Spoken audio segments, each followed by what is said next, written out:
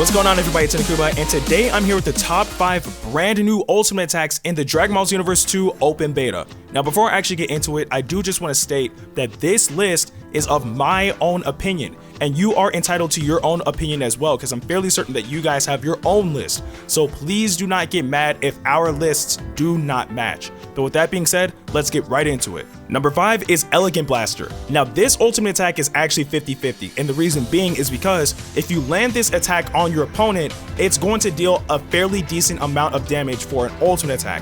However, the bad side of the move is it has way too much startup, which gives your opponent plenty of time to actually get out of the way. Granted, if you're stuck in an attack, it also gets you out of their attack because it teleports you away before he actually fires off the blast. However, this move is extremely hard to land, so the best way to use it is to break your opponent's stamina so they're rendered defenseless and then execute it for the maximum potential of the ultimate attack. Number 4 is Full Power Energy Wave. Now, for those of you who don't know, Full Power Energy Wave is actually the new generic ultimate attack, similar to what Xenoverse 1 had with Full Power Energy Blast Volley. Now, this is actually a really good attack, surprisingly, because the startup of the attack is pretty low. It's a decent amount of startup for an ultimate attack, and the damage that it deals is actually pretty good. It's actually a viable ultimate attack that you can use at the end of a combo, or of course after you stamina break an opponent. So if you don't have a certain go-to ultimate, I would say definitely pick Full Power Energy Wave because it does deal the damage. It's pretty nice. Number 3 is Reverse Mabaku Senko. Now, for those of you who don't know what that is, that's actually one of Piccolo's brand new ultimate attacks. Not only that, but it's also the very first counter ultimate we've ever had in the Xenoverse series. Now, why is this ultimate attack so good? Well, because when you actually execute the attack and you're in the counter stance, if your opponent actually doesn't attack you, you don't lose any ki for using that ultimate. Not only that, the startup and the end lag for the ultimate is actually super quick, so you're able to get out the way before you're left wide open. Now, what happens if the opponent does attack you? Well, of course, you strike with one counter and then you fire off a massive blast that deals tremendous damage. Now, also, you guys will see this example in the video, but this could be a beta thing. But I was fighting a Turles player and he executed his ultimate attack as I executed mine, but my ultimate attack actually took priority and I actually ended up killing him and ending the match. So I don't know if that's actually going to be in the full game or not, or if it's just, a beta thing.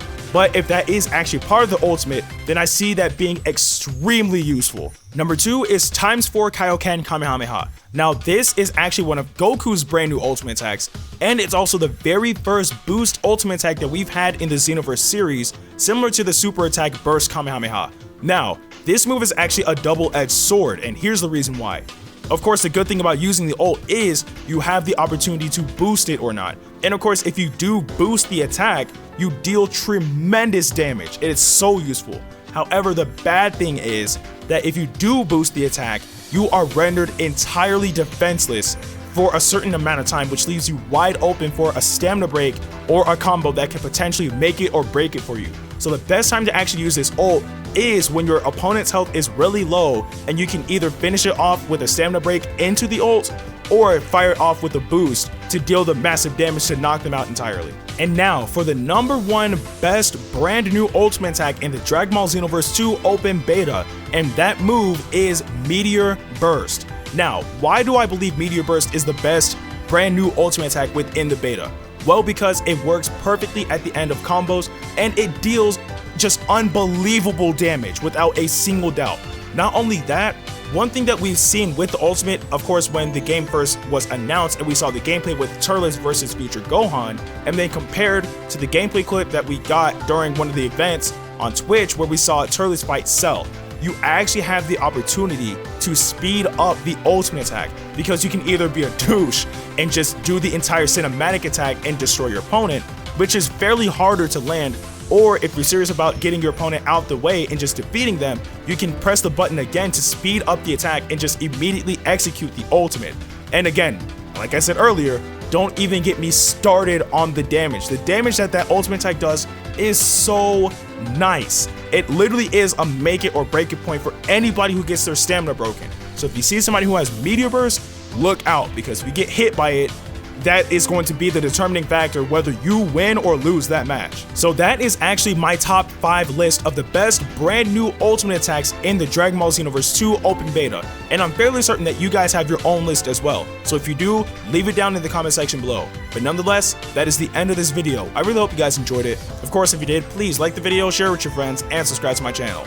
Also, don't forget to follow me on Twitter at Ndukauba, and if you want to stay updated for all the videos that I upload, don't forget to ring my bell. And as always, thanks for watching. See you guys later.